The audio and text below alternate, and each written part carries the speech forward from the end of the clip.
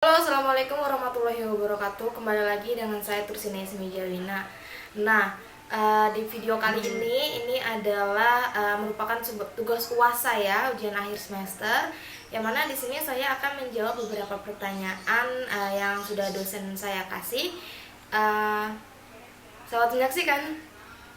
Nah, di UAS kali ini sebenarnya materinya cukup sama seperti tugas besar 2 saya kemarin. Nah, di sini saya juga akan mengambil perusahaan yang sama, yaitu PT Garuda Indonesia. Oke, kita ke pertanyaan yang pertama, yaitu bagaimana pengendalian internalnya, gitu kan. Nah, kan teman-teman udah tahu nih, udah banyak beritanya bahwa sekarang PT Garuda juga sedang ada masalah. Nah, lalu apa yang tidak berjalan? Menurut saya yang tidak berjalan pada cost of framework di PT Garuda Indonesia ini yaitu adalah yang pertama adalah control environment. Yang mana di sini cost of framework kan menyatakan ya bahwa terdapat 5 prinsip nih yang harus ditegakkan atau dijalankan dalam organisasi untuk mendukung lingkungan pengendalian agar dapat terwujud dengan baik. Nah, salah satunya bagaimana? Salah satunya adalah dengan manajemen dengan pengawasan dewan direksi yang menetapkan struktur terus jalur pelaporan, wewenang-wewenang serta tanggung jawab dalam mengejar tujuannya. Nah, terus kita ke pertanyaan yang kedua, yaitu detail tahap audit sejak penilaian risiko, respon atas risiko sampai tahap laporannya. Oke. Nah, di sini untuk menentukan portofolio yang tepat untuk membentuk sebuah strategi yang integritas sehingga resiko ini dapat dihadapi dengan baik. Nah, setelah itu setelah memperhitungkan ya setiap resikonya, dan di sini kita perlu memutuskan nih bagaimana merespon setiap resikonya. Nah, itu juga ada beberapa tanggapan resiko yang dapat kita ambil, misalnya seperti mengambil tindakan untuk menghentikan semua kegiatan yang dapat menyebabkan terjadinya resiko atau risk avoidance. Nah, lalu juga kita bisa mengambil tindakan juga untuk mengurangi kemungkinan atau dampaknya atau risk reduction.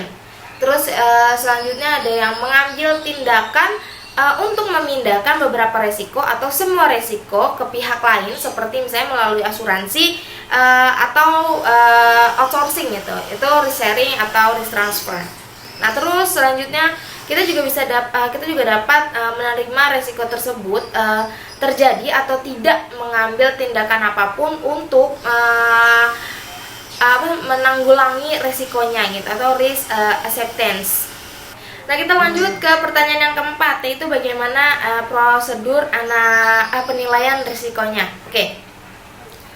Prosedur penilaian risiko ini kan bertujuan untuk mengidentifikasikan dan menilai risiko salah satu material dalam laporan keuangan. Nah, tujuan ini itu bisa kita capai melalui pemahaman mengenai entitas dan lingkungannya, termasuk pemahaman mengenai pengendalian intern dan entitas tersebut.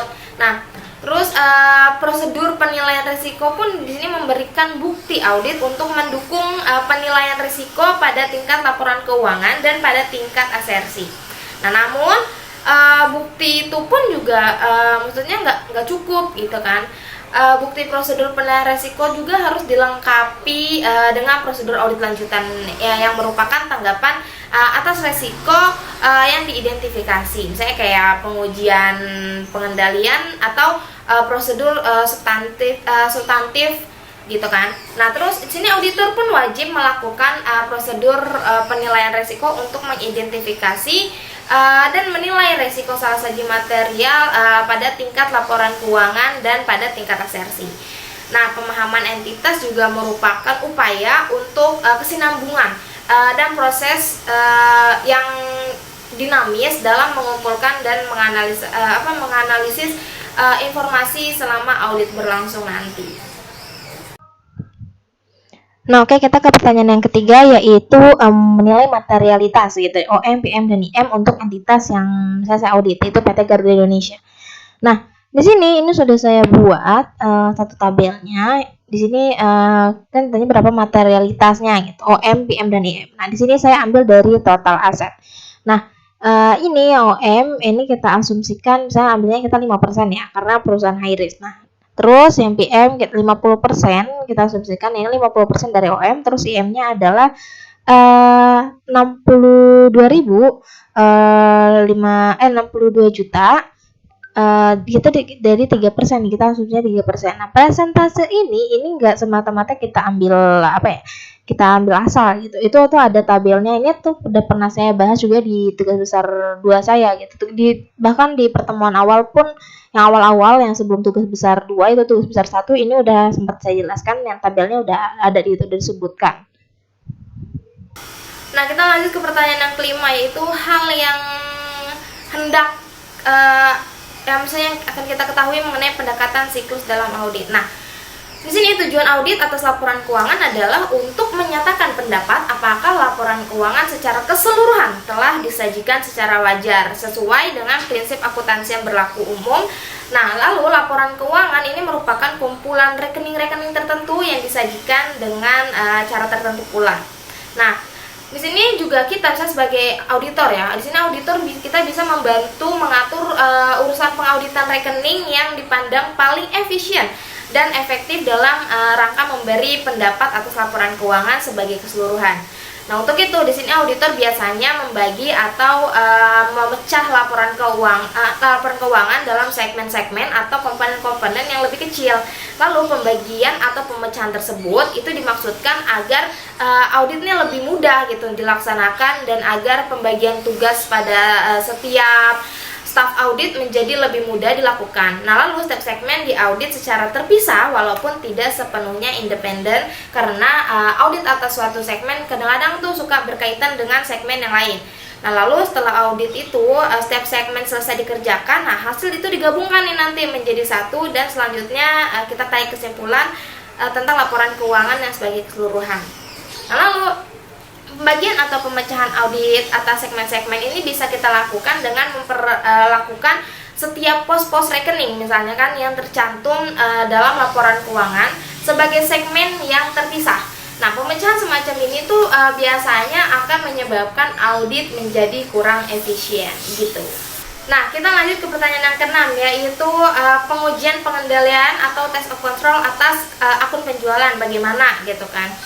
Nah, di sini melalui test of control ini, siklus penjualan ini maka akan diketahui dan ditemukan kesalahan material dan kecurangan dalam laporan keuangan, khususnya dalam siklus penjualan itu sendiri gitu kan. Nah, dari yang tadi saya jelaskan gitu, itu sebenarnya dapat disimpulkan bahwa sebenarnya test of control ini terhadap siklus penjualan ini sangat amat penting dan dibutuhkan bagi perusahaan.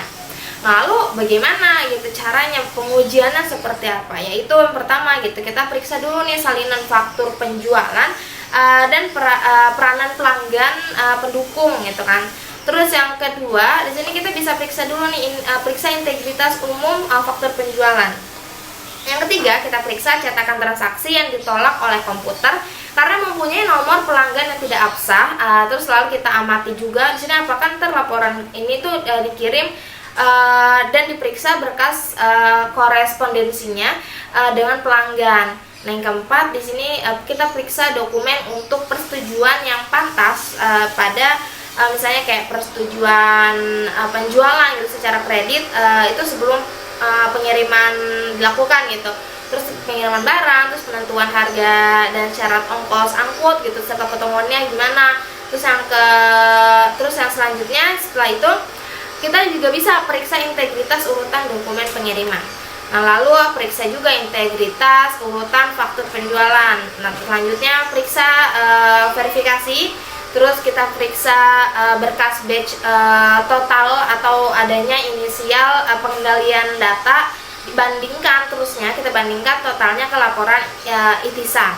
Terus yang 9, terus selanjutnya telah juga kecukupan bagian perkiraan. Terus kita selanjutnya periksa indikasi adanya verifikasi intern untuk dokumen terkait. Nah, terus periksa dokumen untuk pengiriman yang belum ditagih atau dan serta juga penjualan yang belum dicatat gitu. Terus selanjutnya kita amati nih apakah laporannya dikirim gitu. Terus yang terakhir ada kita periksa inisial dalam perkiraan buku besar yang mengindikasikan apakah adanya perbandingan atau tidak, seperti itu. lanjut ke pertanyaan yang ketujuh, yaitu bagaimana prosedur analisisnya atau test of analytical procedure. Nah, prosedur analitis ini tuh bisa kita gunakan dalam setiap tahapan audit ya. Nah, terus dalam tahap perencanaan, prosedur analitis ini bisa membantu auditor untuk menentukan sifat, waktu, dan juga jenis prosedur audit yang akan digunakan untuk mendapatkan bukti audit yang memadai atas transaksi spesifik yang terjadi. Nah, lalu selama dalam pelaksanaan audit nih, dengan kombinasi prosedur tes substantif, prosedur analitis ini bisa digunakan untuk mendapatkan kesalahan saji pada transaksi keuangan yang terjadi. Nah, dengan menggunakan prosedur analitis, nah maka di sini resikonya tidak terdeteksinya kesalahan saji, itu bisa diminimalisir gitu. Nah, terus gimana cara ininya? Yaitu kita lakukan review penggunaan rasio dari laporan kinerja keuangan selama beberapa periode, misalnya kayak perbandingan aset sekarang dengan utang jangka pendek. Nah, di situ harus diperlukan, maka dalam setiap periode itu benar-benar harus diperlukan. Nah, tapi kecuali kalau ada kebijakan yang lain gitu yang ditetapkan, ya pokoknya yang berhubungan dengan piutang kan, barang persediaan dan juga hutang yang terjadi. Nah, terus kita juga setelah itu kita lakukan analisa dari grafik penyerapan anggaran yang dilakukan oleh staker gitu kan. Nah, kondisi ini harus terjadi secara gradual dan juga sesuai dengan perencanaan yang ada. Lalu, tapi apabila terjadi penolakan yang terlalu signifikan yang tidak sesuai dengan perencanaan yang ada,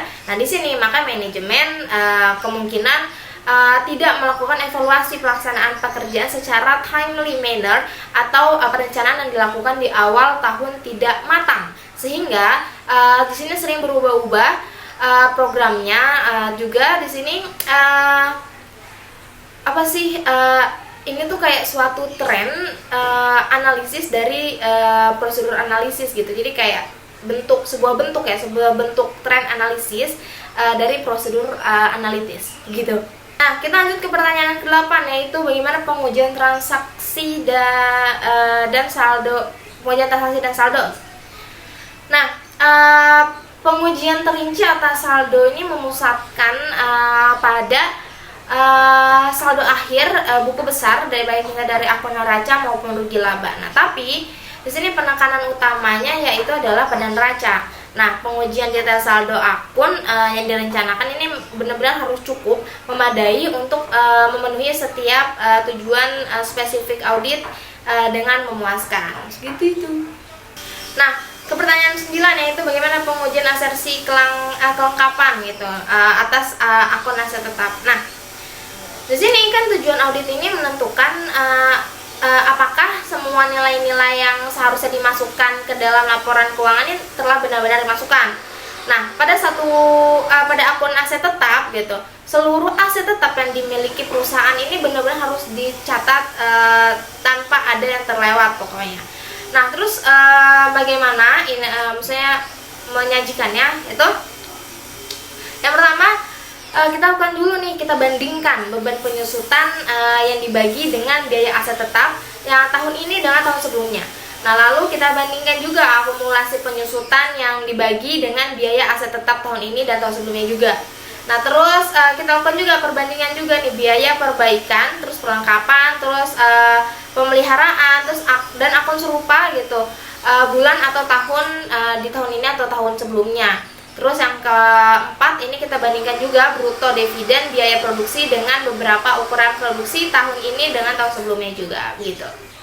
Nah, terus kita lanjut ke pertanyaan yang ke-10, yaitu pengujian asersi keberadaan dari akun piutang. Nah, di sini keberadaannya atau keterjadiannya asersi tentang keberadaan atau terjadinya ini berhubungan dengan apakah aktiva atau utang perusahaan ini benar-benar ada pada tanggal neraca dan transaksi-transaksi yang tercatat telah ini benar-benar terjadi selama periode tertentu gitu.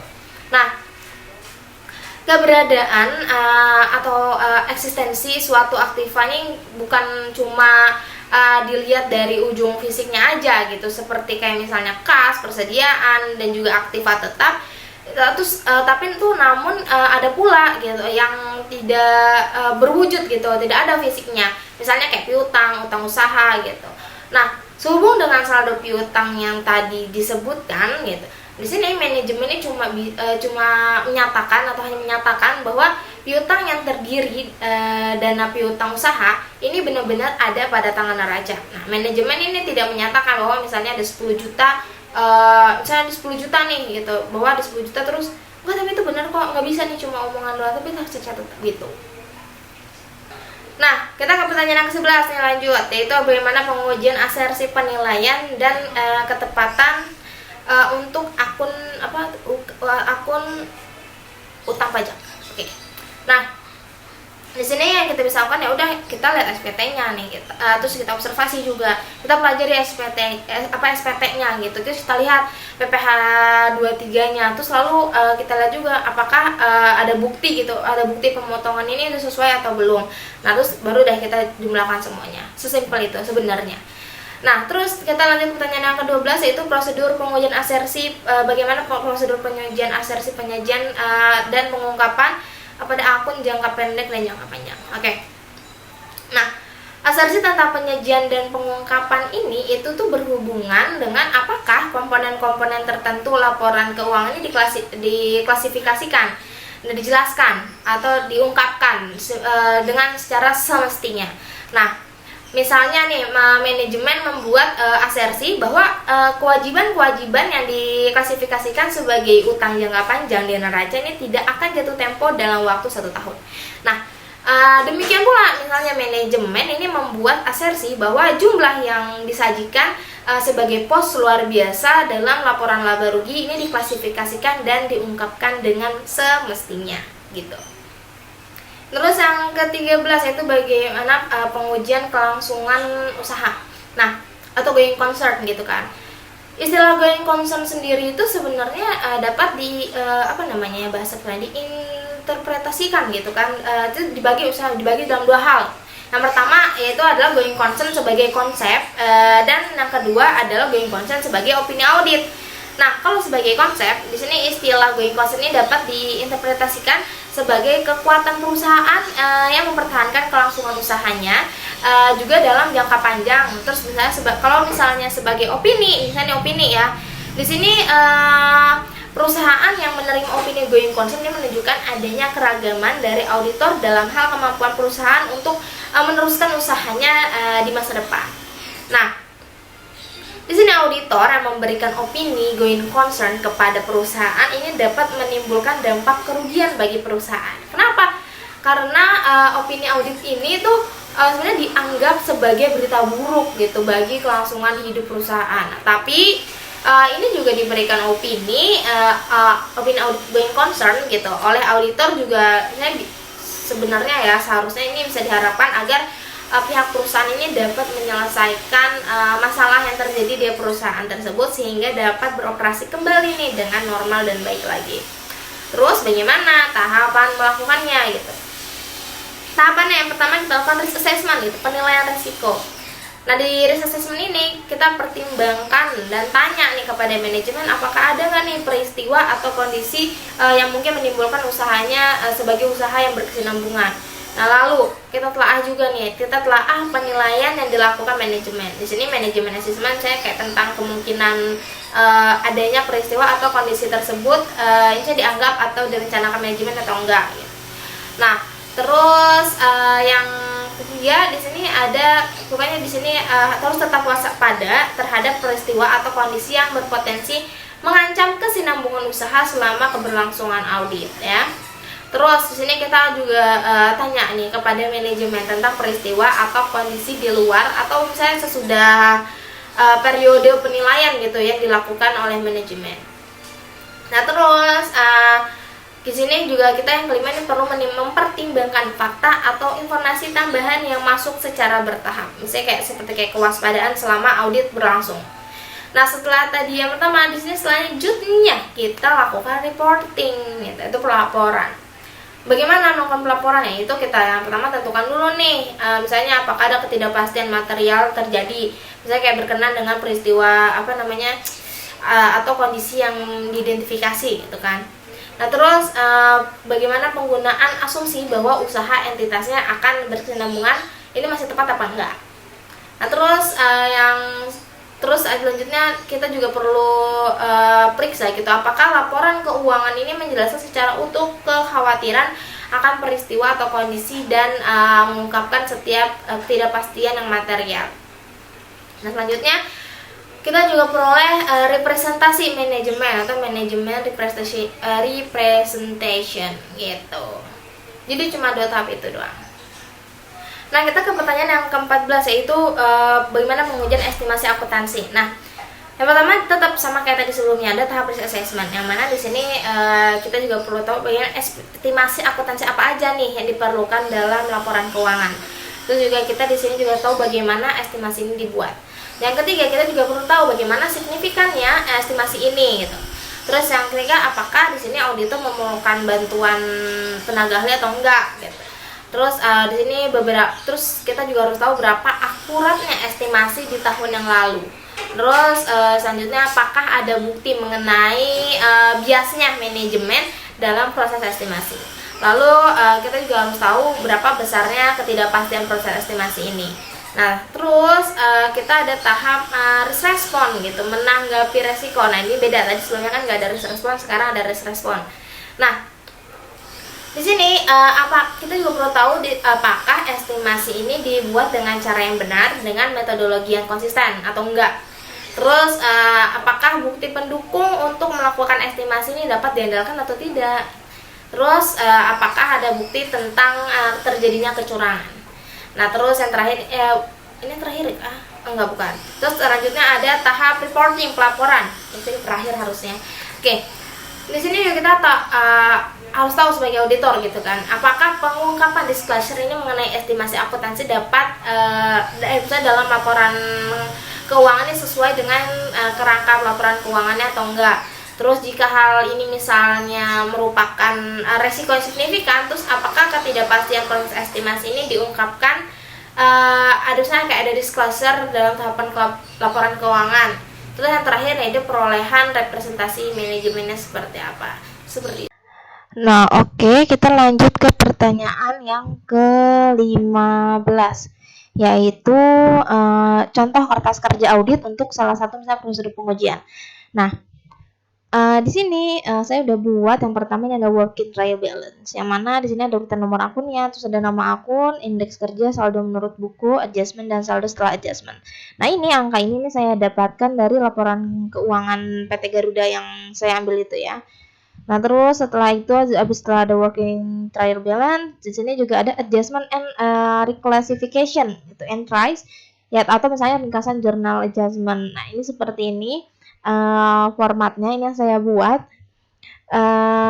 yaitu yang ini saya ambil juga dari laporan keuangan. Pokoknya angka yang di sini adalah dari laporan keuangan. Di sini ada hasil penjualan, itu piutang dagang, terus juga ada investasi dan piutang wesel. Nah lalu selanjutnya setelah itu ada schedule utama ya, yaitu misalnya diambil dari piutang. Nah ini juga sama, ada nama akun, nama akun sama seperti yang pertama yang working trial balance itu. Ini juga hasilnya angka-angka ini dari laporan keuangan PT Garuda Indonesia itu. Nah terus ada schedule pendukung, yang terakhir ini adalah piutang wesel. Nah ini di sini formatnya tuh seperti ini yang coba saya buat. Ada piutang wesel, terus misalnya dari tanggal awal sampainya kapan gitu, terus saldonya berapa. Nah ini cuma perumpamaan ya teman-teman. Nah sebenarnya kertas kerja ini tuh adalah sebuah catatan tentang informasi atau bukti yang dikumpulkan auditor untuk menunjukkan pekerjaan yang telah mereka lakukan gitu. Sebenarnya kayak metode dan prosedur yang mereka ikuti juga, dan kesimpulan-kesimpulan yang telah dilakukan dengan kertas kerja tersebut gitu. Auditor nih menyusun laporan ini kepada klien, terus juga kita membuktikan luas auditnya dan membuktikan kemampuan profesionalnya dalam melaksanakan audit. Nah oke, ini kita lanjut ke pertanyaan yang ke-16, yaitu buatlah draft gitu kan. Cuma bentuk draft gitu, bentuk draft opini yang dibuat yang dari misalnya dari kita seorang auditor gitu. Nah, saya kan ambilnya dari berdasarkan apa yang telah diaudit juga, yaitu yang mana sang auditor PT Garuda ini dia memberikan opini bahwa tidak memberikan pendapat gitu. Nah, ini adalah bentuk dari draftnya, yaitu di sini laporan auditor independen. Ini ada formatnya, di sini juga ada, kami telah ditugaskan untuk mengaudit neraca PT Garuda Indonesia per 31 Desember 2012 misalnya, serta laporan laba rugi, laporan laba ditahan, dan arus kas untuk tahun yang berakhir pada tanggal tersebut. Nah, laporan keuangan ini adalah tanggung jawab manajemen. Nah, ini seperti ini formatnya, di sini ada judul pastinya, terus ada alamat, ini alamat dari perusahaannya, terus ini ada paragraf 2, sebenarnya nggak perlu diisi. Terus ini ada yang terakhir adalah tanggal dan pimpinan dan nama pimpinan begitu. Ini adalah contoh dari ini ya teman-teman, dari kalau misalnya teman-teman menggunakan memberikan opini tanpa tidak memberikan pendapat gitu, bahwa opini bukan opini wajar tanpa pengecualian. Ini seperti ini bentuk dari draftnya. Nah, oke, mungkin cukup sekian video saya kali ini. Terima kasih sudah mengikuti saya dari pertemuan pertama di semester ini. Nah, semoga video-video saya dapat membantu teman-teman, dan maaf jika kalau ada salah, karena di sini kan saya masih mahasiswa, saya belum menjadi SN auditor, saya juga belum belum jadi auditor beneran, atau belum jadi seorang KAP yang beneran. Di sini kayak masih mengungkap-ungkap dan menerka-nerka gitu. Saya pun belum pernah lihat bagaimana bentuk nyata dari laporan-laporan yang harus diaudit gitu, itu belum ada gitu. Jadi di sini saya masih menerka-nerka, dan semoga teman-teman bisa memaklumi ini semua, karena ya semoga semester ini saya dapat nilai yang baik di mata kuliah ini. Doakan saya semoga UAS ini berjalan dengan baik ya. Terima kasih sudah mengikuti saya dari awal hingga pertemuan terakhir ini. Semoga video-video saya dapat membantu. Wassalamualaikum warahmatullahi wabarakatuh.